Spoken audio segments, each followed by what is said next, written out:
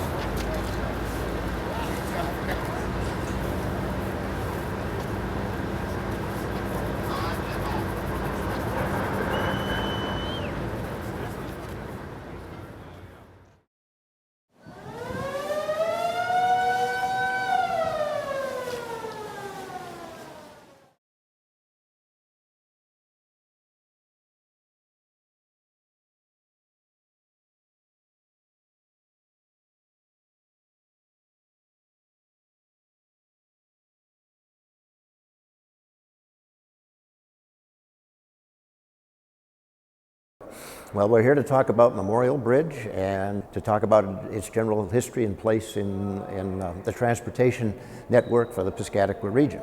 Memorial Bridge was the first modern bridge in the Piscataqua region, and it was a technological and engineering wonder in its own time. Bridges are tremendously important to the history of New Hampshire and the history of the Piscataqua region. The region was noted for engineering wonders, starting with the Piscataqua Bridge, which is a great wooden arch in the 1790s, which was built upstream, designed by Timothy Palmer of Newburyport, and the predecessor on the main stem of the Piscataqua River that preceded the Memorial Bridge was the so-called Portsmouth Bridge of 1822, which was a trestle bridge that extended across a deep portion of the river and created the first land contact between Portsmouth and Kittery. That bridge, however, was a great impediment to navigation. It had narrow draw spans and a series of trusses that allowed small vessels to move under it, but it impeded traffic on the river. And that became all the more of a problem after the 1840s when the railroad built the Eastern Railroad built a bridge right next to that, adjacent to it and attached to it, and began to run trains across that bridge between Portsmouth and the state of Maine.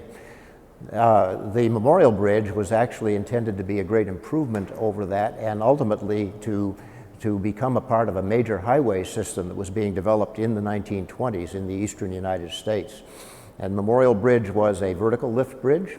It had the capacity to carry any amount of road traffic that had been found in the 1920s. It was also designed to carry electric trolleys, which were a technology that was actually fading out just at the time Memorial Bridge was built. But there was an extensive electric transportation system in the region, and this bridge was meant to serve that. Navigation on the Piscataqua was the lifeblood of the region and had been since the 17th century. This was an area that had actually been building ships since the 1600s, built a couple of ships for the Royal Navy in the early 1700s, including the frigate America, which was built in 1745. This was an area that had a strategic importance, especially in shipping masts and spars to the Royal Navy. This was the main North American depot for the production of white pine masts and the shipment or transshipment of those masts over to the dockyards near London. Shortly after the Revolutionary War, Secretary of State Thomas Jefferson began promoting the need for a strong Navy. Under pressure from President George Washington, Congress finally passed the Naval Act of 1794, authorizing funding of a standing Navy and the building of 6 frigates. Among them was the USS Congress, a 3-masted heavy frigate with 38 guns, built at Langdon's shipyard in Portsmouth. In 1800, Congress recognized the strategic importance of the local shipbuilding industry and established the Portsmouth Navy Yard on Funnels Island near the Kittery shore in Maine. The island was cleared and saw pits, boat sheds, and a blacksmith shop were built. Under the command of Captain Isaac Hull, the shipyard grew along with the city of Portsmouth until the War of 1812. British ships blockaded the entrance to the harbor and choked off shipping in and out of the city. Commerce ground to a halt and basic supplies ran low. Then, in 1813, 3 days before Christmas, a devastating fire swept away a large portion of the wharves, warehouses, and shops in the heart of the city. Everything along Daniel and State Streets was destroyed from Court Street east to the river. In the aftermath, businesses folded, empty piers and warehouses decayed, and the federal government moved to close the Navy Yard. Market Street was spared, and over the next decade, the city gradually recovered. In 1823, a wooden trestle toll bridge was erected across the Piscataqua River at the north side of the city. It extended to Noble's Island, then over a quarter-mile across the main channel to Kittery. The Eastern Railroad built a heavier trestle alongside the toll bridge in 1841. For the first time, goods and people could travel by rail between New Hampshire and Maine. The bridge and railroad brought new investment and development to the Portsmouth-Kittery harbor. Ideally located between Boston and Portland and New Hampshire's only seaport, Portsmouth was the state's gateway to the world. Meanwhile, the shipyard had been spared. In 1814, orders were received to build a 74-gun ship of the line to be christened the USS Washington. A bridge to the island was completed in 1825, along with barracks for soldiers and Marines. A hospital was built in 1834, and by 1850, a dry dock, marine railway, and 3 huge ship houses had been added. The yard became famous for overhauling and refitting ships, the most famous being the USS Constitution, shown on the Ways in 1858, the oldest known photo of the ship. The Civil War brought work building ships for the Union. The gunboat USS Nipsic was launched in 1863 and joined the South Atlantic Blockading Squadron. The Spanish-American War and subsequent deployment of the Navy's Great White Fleet also increased activity at the shipyard. When the huge naval prison was built, appeals were made to the Boston and Maine Railroad to remove the tolls on the bridge for the commuting laborers, many being immigrants who worked at low wages. The railroad was not interested. It was the onset of a war of unprecedented scale in human history that finally put in motion events that led to the building of a new bridge. Congress immediately ordered 16 submarines of the O class, designed to be larger and faster. Plans were rushed off the drawing board. The first of the class, USS 01, would be the first submarine built in a Navy shipyard. The order went to Portsmouth. The workforce expanded to over 5,000. World War I proved the strategic importance of the submarine, and the shipyard continued to expand in the years that followed. During World War II, with a workforce of 25,000, the yard built 70 submarines, launching as many as 4 in a single day.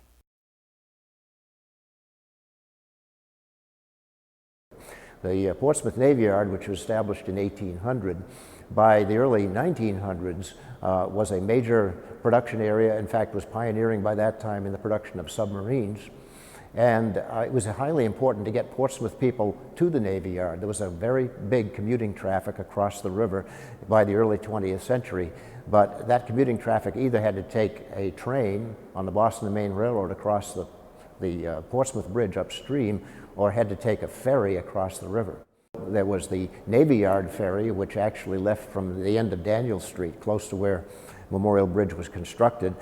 But that ferry was actually only for the executives and officers at the Navy Yard, not for the average worker.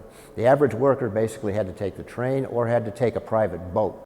Strategically, to get people across the river, to avoid the railroad fares of going on the Boston and Maine to get to the Navy Yard, to be able to use the Portsmouth Fire Department for fire protection at the Navy Yard, which was highly important to the Navy, and basically to get material across the river directly from the railroad depot in Portsmouth to the Navy Yard. All of these things were highly significant to the U.S. Navy, and for that reason, the Secretary of the Navy, Josephus Daniel, at this period was highly interested in getting a bridge directly from Portsmouth to Kittery. Realizing the time was ripe to enlist the Navy as a partner, Maine and New Hampshire created the Interstate Bridge Commission to meet with Secretary Daniels to ask for the Navy's support. In 1919, after each state appropriated $500,000 for the construction of a new bridge, free of tolls, the Navy agreed to contribute in kind, adding it to the Naval Appropriations Bill, earmarked for the Portsmouth-Kittery Bridge. President Woodrow Wilson signed the bill on July 11, 1919, with the condition that the location of the bridge be determined by the Secretary of the Navy to provide convenient access to the Portsmouth Navy Yard. On May 1, 1920, the Bridge Commission met at the Rockingham Hotel to approve the location of the bridge. Commission members included Governor John H. Bartlett of New Hampshire, Rear Admiral Charles W. Parks, Chief of the Navy's Bureau of Yards and Docks, Governor Carl Milliken of Maine, L.B. Jones, Engineer, U.S. Navy, Commander Ernest H. Brownell, Chief of the Navy Yard Civil Engineering Corps, and W.A. Grover, Engineer, U.S. Navy. The plan would locate the bridge at the Navy ferry landing at the foot of Daniels and State Streets, crossing Badger's Island and on to the Kittery shore beyond. President Wilson's condition in the Naval Appropriations Bill, that the Navy determine the location of the bridge, effectively put control of the entire project in the hands of Rear Admiral Charles W. Parks, Chief of the Navy's Bureau of Yards and Docks. The complexity and magnitude of the bridge was beyond the experience of the Maine and New Hampshire highway departments, and for their money, the Navy would be in charge. Responsibility and credit for the success of the bridge, the first of its type in the eastern United States, would ultimately rest with Commander E. H. Brownell, the head of the Navy Yard Civil Engineering Corps, and two of his corpsmen, W. A. Grover and L. B. Jones. In May 1923, after 3 years of managing the project, and shortly before the opening of the bridge, the three men posed on the lift span for a photo with John A. Waddell, the inventor and designer of the modern vertical lift bridge.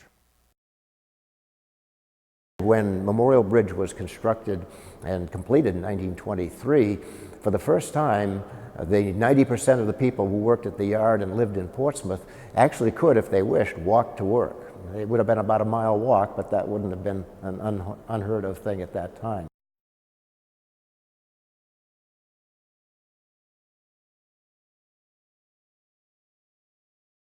The first vertical lift bridge of any significance is believed to be a wood and iron structure built in 1857 to carry a railroad over Surrey Canal near London, England. It had a span of 22 feet and was raised by chains and counterweights to a height of 10 feet, sufficient to allow passage of canal boats below. The first American vertical lift bridge was designed and patented in 1872 by Squire Whipple and erected over the Erie Canal the following year. Considered one of the founding fathers of American bridge engineering, Whipple designed a simple truss and described the mathematical analysis underlying its structural design, the first engineer to do so. In 1893, 4 years after the expiration of Whipple's patent, a new patent was filed by Waddell that combined the basic principles of the lift bridge supported between towers with a system of counterweights, cables, and equipment to operate it. The numerous claims in the patent essentially eliminated any chance of others copying his design over the 17-year life of the patent. Waddell's seminal work, entitled Bridge Engineering, published in 1916, eclipsed all works on the subject that had preceded it. In his review of the book for the journal Engineering Record, F. H. Constant, professor of civil engineering at Princeton, said, "The mere announcement that a treatise on bridge engineering of nearly 2,200 pages has appeared from the hand of Dr. Waddell is sufficient introduction. Manifestly, an extended review is impossible, for the work includes some 80 chapters, many of which the reviewer could linger upon at length." 1891, in Engineering News, article come out requesting proposals on a bridge across the entrance to Duluth Harbor in Minnesota. The requirement was that it be not a swing bridge, but a drawbridge, a retractile bridge, one where the bridge just pulls apart. He understood that, but he still submitted a proposal for a vertical lift bridge, the first major vertical lift bridge in the United States.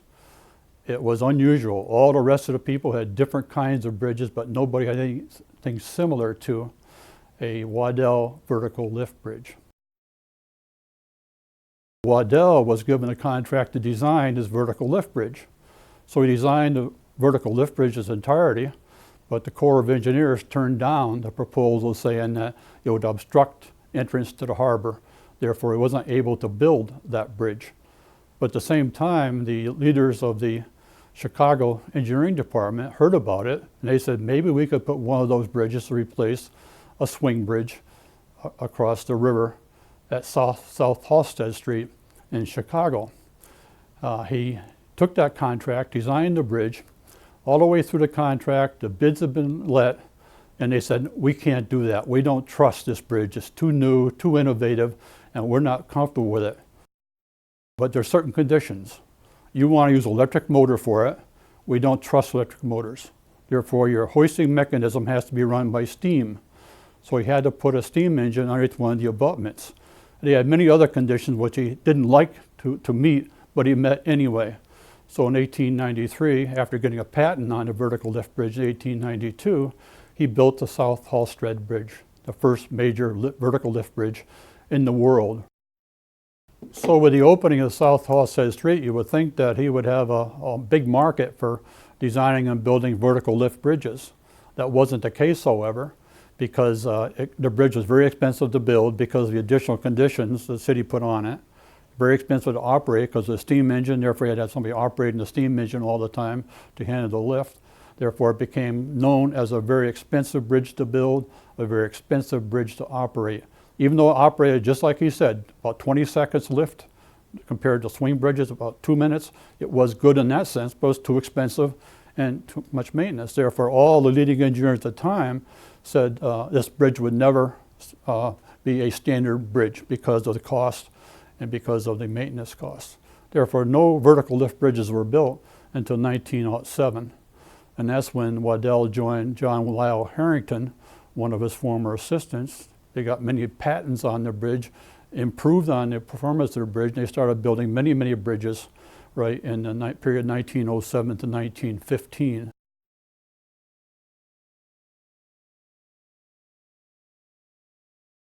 In 1920, the Portsmouth and Kittery people, meaning New Hampshire and Maine people, and the Navy Department were ready to really build the bridge across the Piscataqua River. At this time, they contracted Joseph B. Strauss, who was the preeminent designer of bascule bridges. Went into a contract with Strauss for a bascule bridge, 2 leaves opening like this, with a general opening around 300 feet, and side spans also around 300 feet.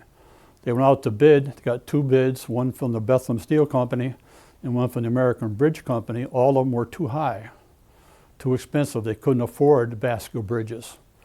Bethlehem Steel said, hey, wait a minute. We could build you a vertical lift bridge for less than that and be within your budget. So they canceled the contract with Joseph B. Strauss, right, and called in John A. Waddell, who had now moved his office from Kansas City, Missouri to New York City. He had never built a bridge in the east. Most all his bridges were Chicago west, out towards Vancouver in that part of the country, but no bridges in the east. Waddell came along with his assistant, Shortridge Hardesty, right, and in 10 days, they prepared a design. That's 10 days, right? And they basically went out to bid, and they used a lot of drawings from the Portland Bridge they had built several years before. It was a similar bridge, 2 side spans, a large central lift span, but they also did all the approach spans. Strauss went back to drawing boards. Strauss said, I'll make a narrower deck. I'll take some sidewalks off or narrow the sidewalks. So they basically cut the thing down right to the bare bone, so it just barely met the requirements. But it would be a bridge which was not what they wanted. Whereas Waddell was advertising, I can build you a bridge the width you want, with the sidewalks you want, for less money. And he had been saying for years that the vertical lift bridge in this kind of situation was more economical than any bascule ever designed. This is the first chance he had to put his ideas up against a Strauss bascule, the leading bascule designer of the country. Upon completion of Portsmouth Bridge, since he had broken the eastern market, he built many major lift bridges across the Hackensack River in New Jersey, the Passaic River in New Jersey, 3 or 4 across Newark Bay. He built cantilever bridges across the Cooper River outside Charleston. So from this period on, he basically was one of the major bridge builders in the United States in terms of long span bridges. What's unique about Waddell, that he was a world traveler and a world engineer as well. He basically spent a lot of time in China, designing bridges across the rivers for China. He designed bridges in India, Mexico, Cuba, and Canada. He was given all kinds of awards from the Emperor of Japan on 2 different occasions. He got an award from the leader of China, as well as one from the leader of Victor Emmanuel from Italy. So he had, when you see pictures of Waddell and some of the later pictures of his life, besides his curly hair, glasses, and large mustache, he had several medals on his lapel and on his chest. So a lot of people think that maybe Waddell was a bit vain. I don't think so. I think he's just proud of his accomplishments as an engineer. Memorial Bridge was an engineering wonder in its own time. It was considered to be the first important, significantly large lift bridge in the eastern United States when it was completed in 1923. The engineer Waddell had moved his primary office to New York City, was anxious to cultivate eastern business. This bridge became a kind of a demonstrator for what he could do, and he very quickly was commissioned to do other bridges in New Jersey and elsewhere that would be comparable to this one. Because this bridge had almost a 300-foot lift span, it demonstrated what could be accomplished on larger navigational bodies of water. And because it had 150-foot clearance at the full lift, allowing coal schooners and other tall ships to pass under it, it demonstrated what you could do in terms of tower height. So altogether, this bridge was a phenomenon in many respects. It was a key link between New Hampshire and Maine. It was a key link on the newly designated Route 1, US Route 1, which was an interstate highway, the eastern interstate highway in the United States. And essentially, it was a bridge that produced an engineering solution to a problem of getting across a very swift and very deep river. The footings of Memorial Bridge are something like 60 feet below the water. The bridge was founded on ledge, but that ledge was not easily obtained by the dredging processes of the time. The currents of the Piscataqua River at ebb tide are very swift, sometimes as much as 4 knots, which is a very difficult situation if you're sinking caissons into a river and trying to embed the footings of a bridge substructure. So altogether, it was difficult to build the bridge, but the bridge in itself was an engineering wonder. The first large vertical lift bridge in the eastern United States, the first bridge to have nearly a 300-foot draw span, which allowed any amount of river traffic that was current at the time in the 1920s to pass easily through the bridge. And it was a bridge that was able to be lifted to 150 feet above mean high water, which allowed the very tallest ships, or very tallest vessels of that period to pass under the bridge. This was important strategically. This was something that the War Department, the U.S. War Department, which predecessor of the Department of Defense, insisted upon, because strategic materials were commonly brought up and down the Piscataqua River during this period. And the most strategic of these materials was coal. So that this bridge basically had to be able to accommodate the vessels that brought coal from Pennsylvania into the northern New England region. Those vessels were large schooners, some of them 4-masted, many of them 5-masted, a few of them 6-masted schooners with tremendously tall masts. And for that reason, the U.S. War Department required that these vessels be able to pass freely up and down the river, not just to Portsmouth, but also up to the upriver ports of Exeter and Dover, where a great deal of manufacturing was done, and much of that manufacturing was based on coal. All of the American railroads, of course, at that period, except for a few electrified lines, were running on coal. And just upriver from Memorial Bridge was the Consolidated Coal Company's coal pockets. And then a little bit farther up from that, up the Piscataqua River, was the Boston and Maine Railroad coal pockets. And these were places that had to be supplied by millions of tons of coal each year.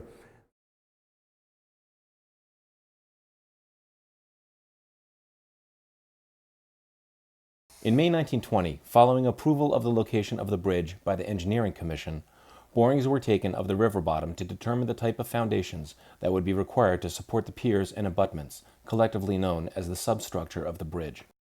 In August, substructure drawings based on the boring information were submitted by the Board of Engineers to the Piscataqua River Bridge Commission. The plans were approved that same day.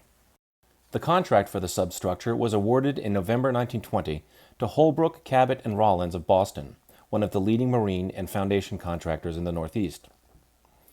The construction of the piers and abutments would cost as much as the entire superstructure of the bridge.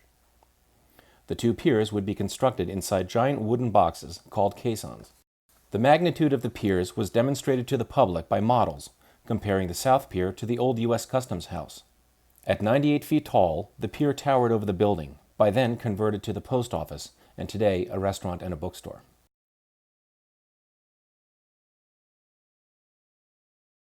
Construction began in January 1921 with the dredging of the river bottom where the piers would be constructed. Dredging was done one scoop at a time with a clamshell dredge mounted on a barge. The concrete foundations of the piers would be built inside the huge watertight caissons that would be lowered to the river bottom and affixed to the bedrock. Due to the extreme currents in the river, only a thin layer of sediment overlaid the bedrock, a condition that would make anchoring the caissons difficult. While the dredging work was proceeding, the huge wooden caissons were being built on ways built next to the city docks. By April 1921, the caisson for the North Pier was finished. Workers began the slow process of jacking and tilting the caisson in preparation for its launch into the river. Like a ship, wedges were driven until gravity took over and the huge wooden box slid down the greased ways, with little, if anything, capable of stopping it. Launched sideways, the caisson created a huge wave, tossing boats and creating a sensation throughout the harbor. With the caisson tied off to the Boston and Maine Pier, the floating concrete mixing plant was brought alongside. Sand and gravel was scooped from the gondola cars into the hopper atop the mixer.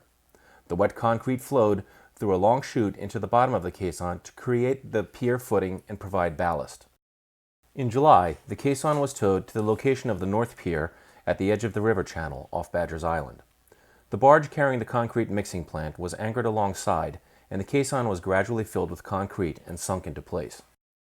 By October, a frenzy of construction activity stretched across the river, with work progressing on the piers, abutments, and approaches on both sides of the river channel. With the exception of having to work around the adjacent buildings and piers, construction of the Portsmouth abutment and approaches were relatively straightforward, since the work could be done with mostly onshore equipment. Building the main approach and abutment, however, was more difficult work.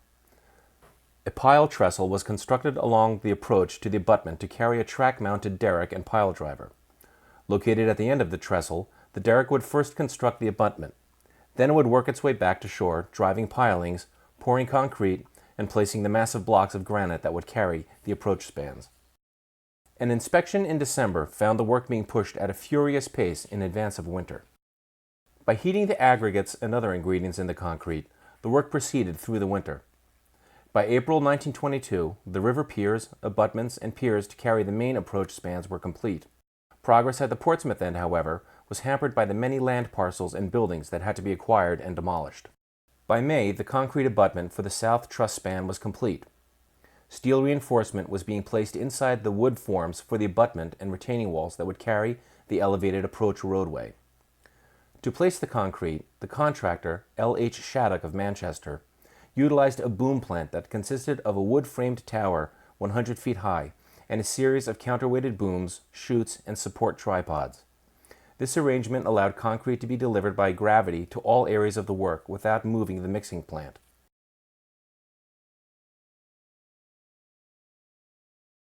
During construction of the piers and abutments, American Bridge Company obtained the use of Concord Pier, now known as the State Piers, as a staging area for the assembly of the 3 truss spans making up the bridge superstructure. The huge rail-mounted traveling cranes at the pier would be used for handling and placing the steelwork to be delivered by the Boston and Maine Railroad.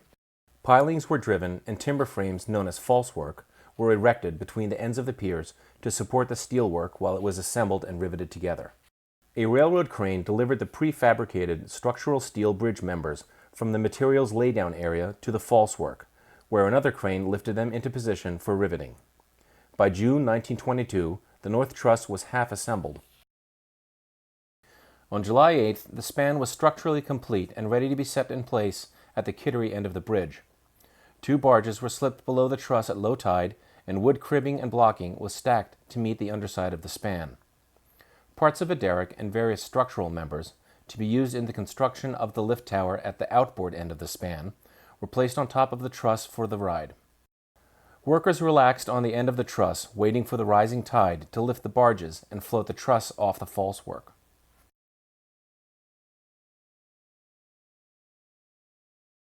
At 11:40 a.m., the truss was on its way, towed and guided by 2 huge tugboats. It was a beautiful day, and crowds of onlookers had assembled along the shore and at the end of every available pier. A procession of boats, large and small, many filled to capacity, followed the operation, some darting dangerously close for a better look. At 1 minute before noon, the huge steel end bearings, also known as bridge shoes, were successfully aligned with their seats. The barges were quickly secured with heavy lines to the pier and abutments to prevent further movement. Workers stood by the bearing seats with jacks and bars to guide the shoes into their seats as the tide dropped and lowered the span into place. At 12:20 p.m., after only 40 minutes of precisely orchestrated work, the job was done. The parts of the derrick that had been transported on top of the truss were assembled into a type of crane known as a stiff-leg derrick. The main boom, or leg, had a reach of roughly 100 feet. It would be able to construct well over half of the lift towers, but could not reach the top. Having a crane mounted directly on the truss was a common method of bridge construction. It provided better control than a crane on a barge, and it operated at a fraction of the cost. To complete the towers above the reach of the stiff leg, a smaller derrick and a work platform were attached to the top of the towers. In addition to assembling the structural members, the tower-mounted derrick hauled up the sheaves, cables, and counterweight boxes. Then roughly 800,000 pounds of wet concrete was lifted and dumped into the boxes. Using a typical 1-yard bucket would have required 250 lifts.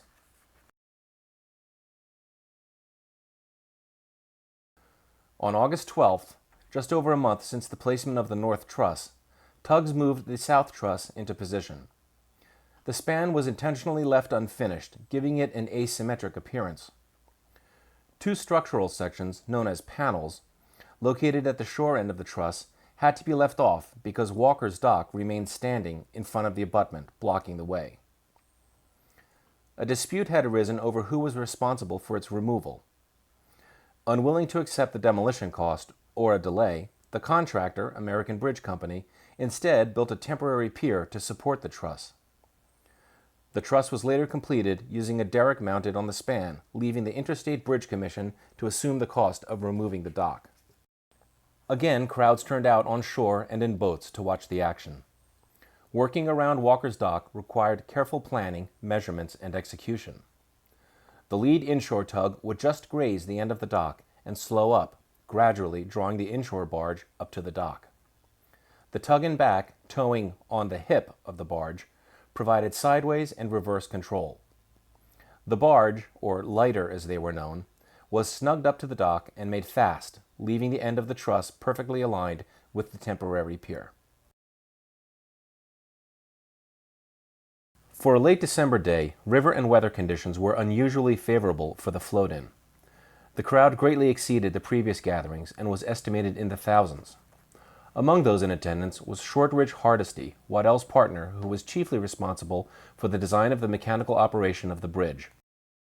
A collection of interested engineers from neighboring states was on hand, including a contingent from Trenton, New Jersey, where Waddell and Hardesty had just obtained a contract to build 2 lift bridges. Unfortunately, the installation of the lift span had fallen months behind schedule, the apparent result of a railroad strike that slowed delivery of materials. The unprecedented length and complexity of the span ruled out rushing its assembly. Installation of the electrical and mechanical equipment and certain components of the truss frame was highly specialized work. Although the float-in and placement of the lift span went flawlessly, opening the bridge as planned by December 31st would not be possible. Over the next several months, testing of the lift span revealed serious mechanical problems with the massive sheaves atop the towers that carry the counterweight cables. A dispute over where the fault lay apparently arose between Waddell and Hardesty and the American Bridge Company. Modifications were made in July, and the bridge finally opened with a grand celebration on August 17, 1923.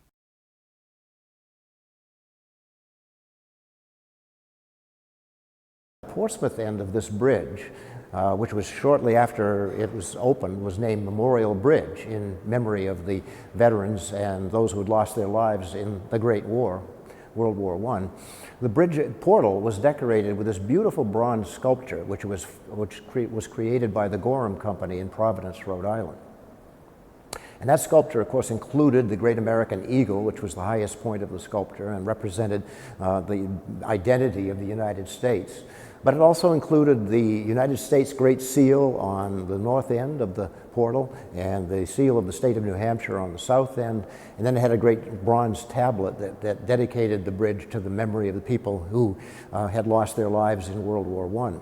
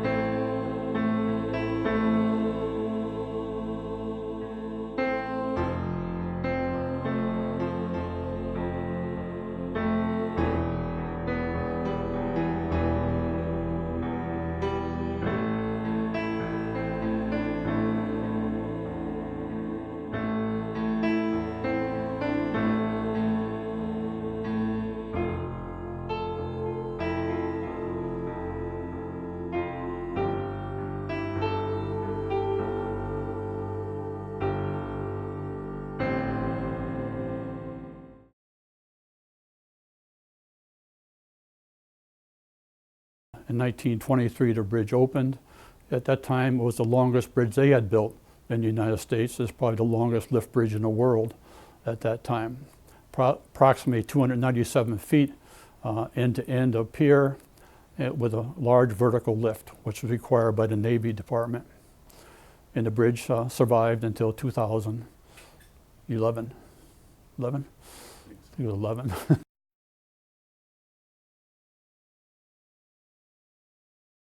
In reality, it was not much of a leap from other bridges he had done. What's unique about it, I think, was the speed at which they moved. Right? Yes, we want you to do it. We want contracts to go out within 10 days. In those 10 days, they had prepared 8 sheets of drawings specifically for the Portsmouth Bridge. But they also included drawings from the interstate bridge across the Columbia River in Portland, because it was a very similar kind of a bridge. All the mechanisms, they show pictures of that, and they put a clause in the bid document saying, we will furnish you all the additional drawings you need before fabrication. At that time, Bethlehem Steel bid a specific price without having all the final drawings. Doesn't happen today. Today we have dozens and dozens, hundreds of sheets for a bridge like this. Right? And nobody would bid anything until everything was complete. Very unique situation, but shows how fast they worked in the 1920s. Memorial Bridge was a tremendous engineering construction when it was completed, and it surpassed anything that had ever been seen in northern New England. It remained for a long time the largest and most impressive bridge on the highway system in northeastern New England. The bridge actually had a draw span, a lift span of almost 300 feet, which was unprecedented at the time, and set a very important precedent for the construction of later bridges that came along with lift spans of over 300 feet. So this was sort of like the example or test of what could be done. The lift of 150 feet above mean high water, which was necessary for the tall coal schooners, was achieved through two steel lift towers which were over 200 feet tall, about 210 feet, making them the largest vertical constructions that had ever been created in the Portsmouth area up till that time, and as far as I know, ever since. The North Church steeple in Portsmouth was 197 feet. These surpassed that. They provided an ability for those few who were privileged to go up to the top of these towers to see a panoramic view of the whole seacoast region of New Hampshire, to look out to the Isles of Shoals and the ocean, look up at the Blue Hills to the west of Portsmouth and the north of Portsmouth, and basically to see a panorama that had never been seen before. So altogether, this bridge was nothing but a set of superlatives when it was finished, and it was a worthy memorial to the veterans of the Great War, World War I, something that was important to the people of the United States in terms of transportation, important in the advancement of history, of engineering history in the United States, but also symbolically important as the greatest engineering structure that had been created in northern New England up to that time.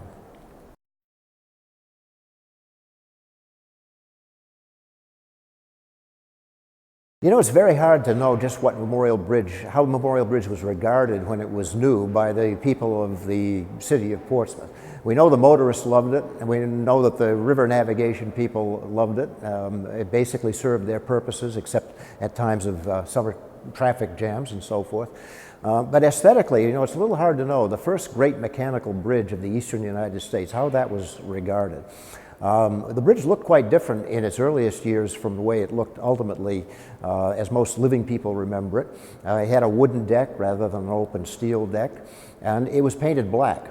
The engineer who designed it basically felt that graphite paint, black paint, was more water resistant and rust resistant than any other paint, and so he specified for most of his bridges a graphite paint.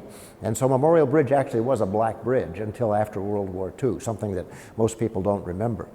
But because this was a great mechanical device right at the end of Daniel Street and State Street in Portsmouth, it may have been looked upon as something very 20th century to an 18th century town.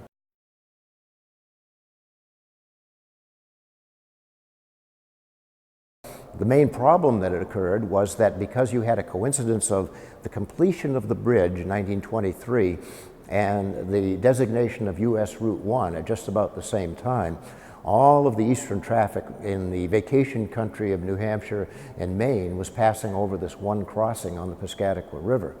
And during the summertime, when you also had a lot of riverborne traffic on the river, you would often have a problem of the bridge being lifted at the very same time that hundreds and hundreds of motorists were trying to get across the Piscataqua River.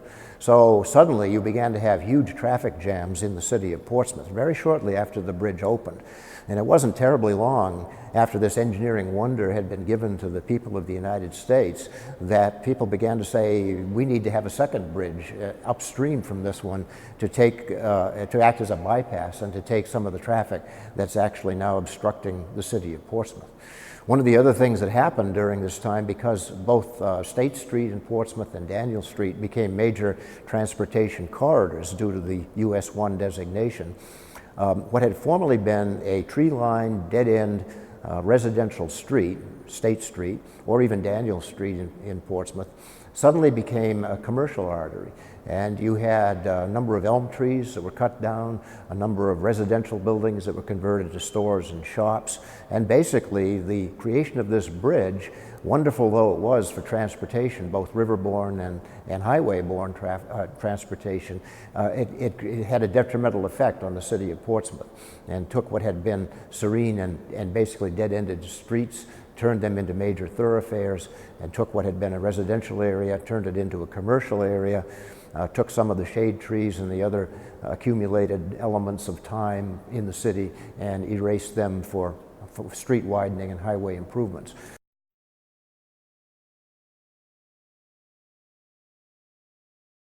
Memorial Bridge, when it was first completed, was a little bit different from the way we saw it at the time that it was demolished. As it was originally built, it followed the Waddell and Harrington patents of the early 20th century. It was an electrically powered bridge, which was standard.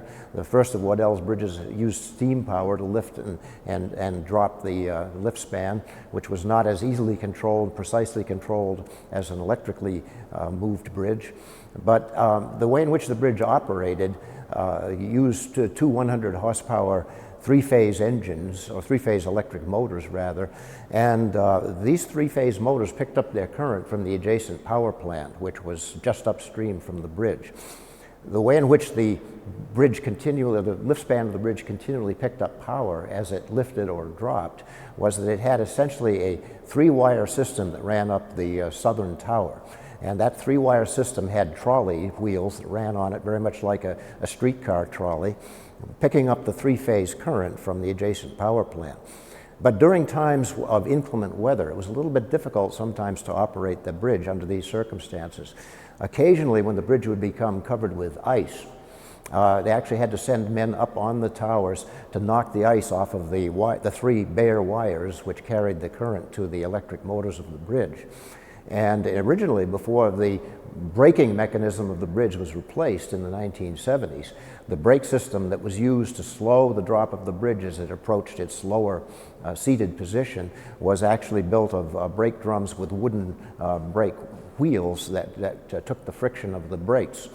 So there are anecdotes about the original system of that bridge which mention that when the bridge was covered with ice, and when the lift span was much heavier than it had been designed to be because of the accumulation of ice, often the brakes were applied with such difficulty, such power by the operators of the bridge that the operator's house would fill with smoke from the nearly burning wood of the brake drums and the brake wheels. So this was a very exciting thing, and also the mechanism that transferred power from the electric motors to the sheaves or wheels that actually wound the cables, the uphaul and downhaul ropes that actually moved the span of the bridge. These gearboxes were completely open to view in the original case, and they actually were positioned over oil pans beneath each of the big gears, so that you actually had a series of toothed mechanisms that were turning around as the bridge lifted and dropped. You had the acrid smoke coming from the brakes in cases where it was difficult to slow the drop of the bridge under unusual conditions. And basically you had heat in this little cab generated by one little coal stove. So you had basically a much more primitive and much more exciting kind of method of operation than the more recent generations saw when they were privileged to go up into the operator's house and watch the bridge operate. Every time before the bridge moves, that siren sounds. That tells the people around that something's going to happen.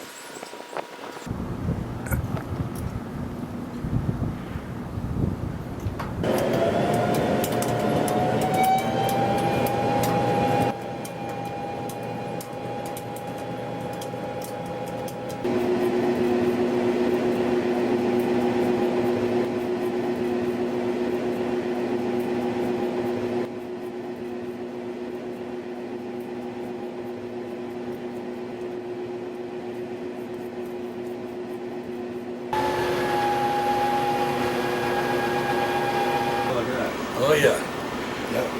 He's a big boy. He's an Irving tanker. He will come under us. He'll go up through here, and he'll go into the dock just above Sarah Long Bridge. Sarah Long Bridge sits at 4 miles in. We're at 3.5 miles.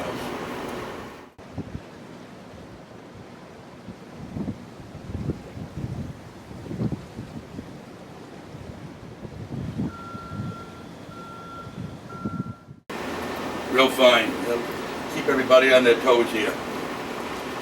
It's kind of like the old days. The good old days.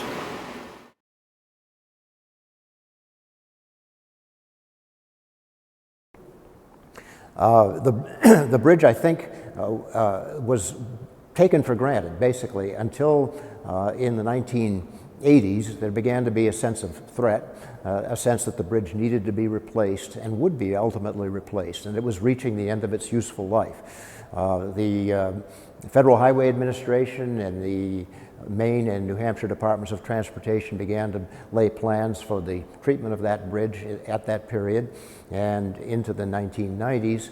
And the original plan was essentially to preserve the bridge and basically to replace certain sections of it, essentially replace the lift span of the bridge, but to retain the two fixed spans north and south. Ultimately, when those plans were put in abeyance, and the bridge languished for a number of years and then suddenly was discovered to be beyond redemption and beyond structurally deteriorated beyond the point of any preservation, there was an upwelling of sentiment, preservation sentiment for that bridge, which I had never seen duplicated in the case of any other metal truss bridge. And it was very inspiring to see people suddenly taking cognizance of a presence that had been in their lives throughout their entire lifetime, and suddenly realizing that this was an iconic feature that actually meant something to them, and the loss of which would be a grievous loss of something that was a presence in their lifetime. So with that development of a plan to replace the bridge, there suddenly was a preservation ethic that I think came forward unexpectedly, and an ethic that we might hope would extend to other bridges in the future when bridges of this presence are threatened with removal or replacement.